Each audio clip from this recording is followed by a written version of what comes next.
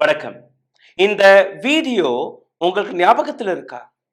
பிப்ரவரி 28ஆம் தேதி அமெரிக்கா நடத்திய ஒரு கொடூரமான கொலை செயல். ஒரு பள்ளிக்கூடத்தில் அவர்கள் ஏவிவிட்ட மிசைல். 175க்கும் மேற்பட்ட சின்ன சின்ன குழந்தைகள், பெண் குழந்தைகள், ஸ்டாஃப், டீச்சர்ஸ் கொல்லப்பட்ட அந்த காட்சிகள் உங்களுக்கு ஞாபகத்தில் இருக்கும்.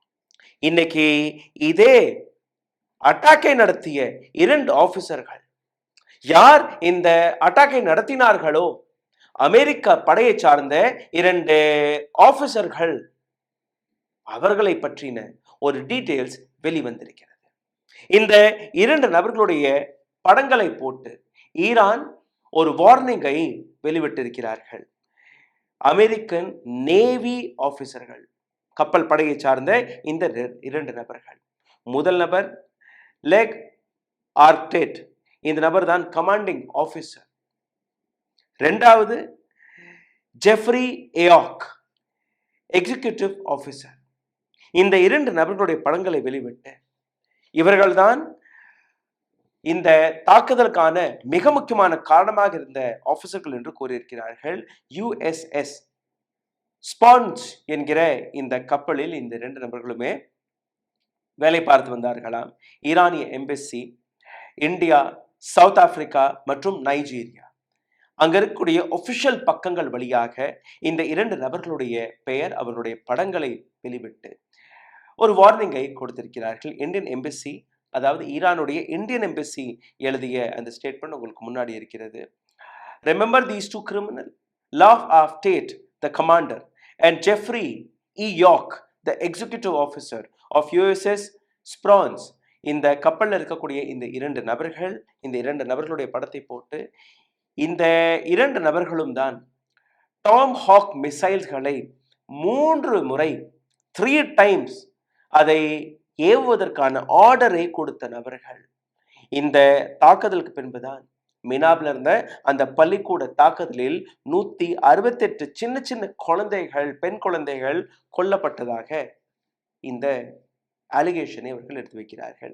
தொடர்ந்து நீங்க பார்த்தீர்கள், அமெரிக்கா இல்ல நாங்க இந்த தாக்குதலை நடத்தவில்லை என்கிற ஒரு மறுப்பையும் தெரிவித்து வருகிறது. அதை பற்றி நான் உங்களுக்கு எடுத்து காட்டுகிறேன். நைஜீரியாவில் இருக்கக்கூடிய ஈரான் எம்பசி அவர்கள் எழுதிய விஷயம் என்ன? இவர்களுக்கு குழந்தைகள் கிடையாது, இவர்களுக்கு குடும்பம் கிடையாது, எப்படி தன்னுடைய குழந்தைகளுடைய முகத்தை இவர்களால் பார்க்க முடியும்?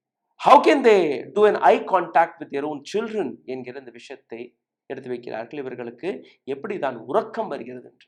இதே போன்ற ஒரு ட்வீட்டை தான் சவுத் ஆப்பிரிக்காவில் இருக்கக்கூடிய ஈரானிய எம்பசியும் வெளிவிட்டிருக்கிறது. இந்த இடத்தில் ஈரானின் அரசாங்கத்துடைய ஒரு ஸ்டேட்மெண்ட்டும் வெளியாகி இருக்கிறது. ஃபாரின் மினிஸ்டர் அப்பாஸ் அராக்சி கொடுத்த இந்த ஸ்டேட்மெண்ட், ஜெனீவாவில் நடந்த ஒரு டிபேட்டில் அவர் கலந்து கொண்ட போது அவர் கொடுத்த பதில், தயபா கேர்ள்ஸ் ஸ்கூல், இந்த பள்ளியில் நடந்த தாக்குதல், இங்கே 175 நபர்கள் கொல்லப்பட்டார்கள், including student, teacher and other staff. இதற்கான ரெஸ்பான்சிபிலிட்டி முழுமையாக அமெரிக்கா மீது தான் வரும்.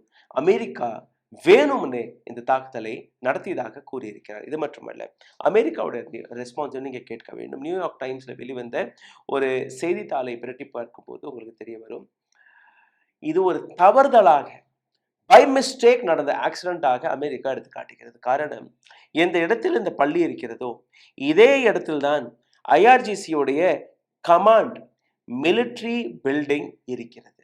இதை தாண்டி இந்த பள்ளி இருக்கக்கூடிய இடத்தில் இதற்கு முன்னாடி அங்க இன்னொரு மிலிட்ரி ஆபரேஷன் நடக்கக்கூடிய ஒரு இடம் இருந்திருக்கிறது. அந்த இடத்தில் தான் இப்போ இந்த பள்ளிக்கூடத்தை கட்டியிருக்கிறார்கள். அப்போ அமெரிக்கா கூறக்கூடிய அந்த விஷயத்தை நீங்க பார்த்தீர்கள்ல, ஈரானியன் மிலிட்ரி எந்த இடத்துல தன்னுடைய ஆர்மி சைட்டை வைத்திருந்ததோ அந்த தகவல், பழைய தகவல் எங்களுக்கு கிடைத்திருந்தது. அந்த பழைய தகவலை வைத்து, பழைய ரெக்கார்ட்ஸ்களை வைத்து அங்கே தாக்குதல் நடத்திட்டோம், எங்களுக்கு இங்கே பள்ளிக்கூடம் இருந்ததெல்லாம் எங்களுக்கு தெரியாது என்கிற ஒரு விஷயத்தை எடுத்து வைக்கிறார்கள். அமெரிக்கா எந்த மக்களையும் கொல்லக்கூடிய விஷயத்தை பார்க்காது. இதற்கான ஒரு இன்வெஸ்டிகேஷனை நாங்கள் நடத்தி வருகிறோம். ஆனால் டொனால்ட் ட்ரம்ப்புடைய கதை வேற. இது மிலிட்டரி ஆபரேஷன் தவறுதலாக நடந்துருச்சு, அங்கே ஆக்சிடென்ட் நடந்துருச்சு, வருத்தப்படக்கூடிய விஷயம் என்று அமெரிக்க மிலிட்டரி கூறுகிறது. ஆனால் டொனால்ட் ட்ரம்ப் அதெல்லாம் கிடையாது. ஈரானின் மிசைல்ஸ்கள் எக்யூரேட்டாக கிடையாது, அவர்கள் ஏவி விட்டது வேற எங்கேயோ, அது தானாகவே அந்த பள்ளிக்கூடத்தில் போய் விழுந்துருச்சு. அப்போ இதற்கான காரணம் ஈரானே தன்னுடைய குழந்தைகளை கொன்றுவிட்டு எங்கள் மீது பழியை போடுகிறார்கள்.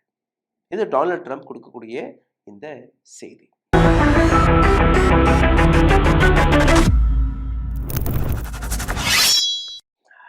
Spokesperson of Iran Foreign Ministry Ismail Baha'i, இந்த நபர் கூறக்கூடிய அந்த வார்த்தை நீங்க கேட்டீர்கள், உங்களுக்கு புரியும். பிப்ரவரி 28ஆம் தேதி அமெரிக்கா மற்றும் இஸ்ரேல் திட்டமிட்டு இந்த சதியை செய்திருக்கிறார்கள். அதனால்தான் நாங்கள் ரிட்டாலியேஷன் வழியாக ஒட்டுமொத்த கல்ஃப் நாடுகளில் தாக்குதல்களை தொடங்கினோம். இது மட்டுமல்ல, இந்த ஒட்டுமொத்த போர் விவகாரத்தில் இன்னைக்கு வெளிவந்த அப்டேட்ஸ் நீங்க பார்த்தீர்கள்னா 11,000 அட்டாக்ஸ்கள் அமெரிக்கா மற்றும் இஸ்ரேல் நேரடியாக ஈரான் மீது, ஈரான்ல இருக்கக்கூடிய missile bases, IRGC facilities, defence industries, steel plant, port, அங்களுடைய சிவிலியன் இன்ஃப்ராஸ்ட்ரக்சர் மீது தாக்குதல்களை நடத்தியிருக்கிறார்கள். அதே நேரத்தில் ஈரான் தன்னுடைய ரிட்டாலியேஷன் வழியாக மிசைல் மற்றும் ட்ரோன்ஸ்களை வைத்து இஸ்ரேலில் இருக்கக்கூடிய பல இடங்களை தாக்கியிருக்கிறார்கள். யூஎஸ் பேசஸ் இன் கல்ஃப், இதில் மிக முக்கியமாக சுல்தான் ஏர்பேஸ் சவுதி அரேபியாவில் இருக்கு. இதை தாண்டி ஸ்டேட் ஆஃப் ஹார்மோஸ்ல அங்கிருந்து கப்பல் எதெல்லாம் வெளியே போகிறதோ, முக்கியமாக யுஎஸ், இஸ்ரேல் அல்ல அவர்களுடைய அலையன்ஸ்ல இருக்கக்கூடிய வெசல்ஸ்களையும் இவர்கள் அடித்திருக்கிறார்கள். கேஷுவாலிட்டி நீங்க பார்த்தீர்கள், ஈரான்ல இருந்து கிட்டத்தட்ட 2000 7,800 நபர்கள் கொல்லப்பட்டதாக கூறியிருக்கிறார்கள். அமெரிக்காவின் 13 15 நபர்கள் கொல்லப்பட்டதாக கூறியிருக்கிறார்கள். 300க்கும் மேற்பட்ட நபர்கள் வூண்டட், காயமடைந்திருக்கிறார்கள். இஸ்ரேல் கொல்லப்பட்ட நபர்களுடைய எண்ணிக்கை வெறும் 29 காட்டுகிறது. ஆனால் ஆஸ் பர் ஈரானி மிலிட்ரி தேசே இஸ்ரேலில் குறைஞ்சபட்சம் 5000க்கும் மேற்பட்ட நபர்கள் கொல்லப்பட்டிருப்பார்கள். இஸ்ரேல் தன்னுடைய கணக்குகளை, எண்ணிக்கையை சரியாக வெளிவிடுவதில்லை.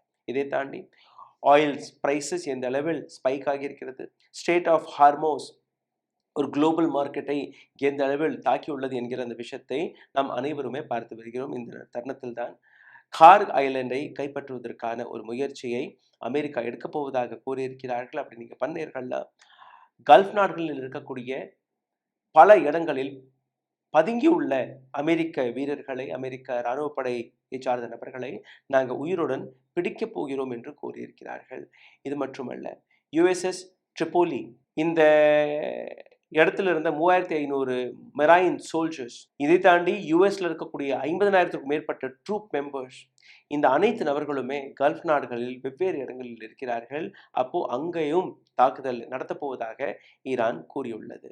அனைத்தையுமே தாண்டி இன்னைக்கு மதியம் 2 மணி வரை ஈரானிய நேரப்படி, தெஹரான் நேரப்படி 12 மணிக்குள்ள அமெரிக்கா தெஹரான்ல நடத்திய ஒரு தாக்குதல், 2 யூனிவர்சிட்டிகளை இவர்கள் தாக்கியிருக்கிறார்கள், ஒரு ரிசர்ச் சென்டரை தாக்கியிருக்கிறார்கள்.